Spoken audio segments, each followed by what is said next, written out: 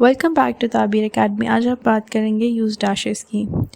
So rule number 1, use a dash to interrupt the normal word order of a sentence. तो आप dash को एक normal word order of a sentence को interrupt करने के लिए इस्तेमाल कर सकते हो। जैसे कि हम एग्जांपल देखते हैं, if you are interested in martial arts dash, and who wouldn't be interested in such a discipline question mark dash. There are many centers for this for instruction. The dashes in this example allow you to break into the sentence in an informal way. ठीक है, so अब एक और example देखते हैं. I was unwilling really to head up to the new committee at the office.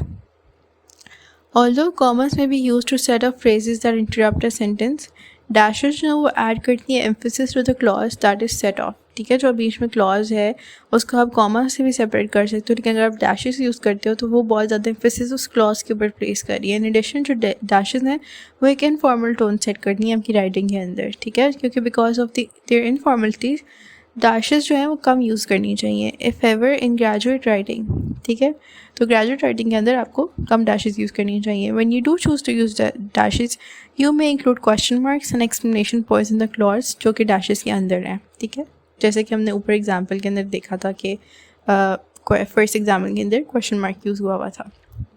ठीक है, rule number 2 है use dashes to set off parenthetical और एक्सप्लेनेटरी इन्फॉर्मेशन. तो अगर कोई एक्स्ट्रा इन्फॉर्मेशन या एक्सप्लेनेटरी आ रही है एक सेंटेंस के अंदर उसको भी आप डैशेस से सेपरेट कर सकते हो.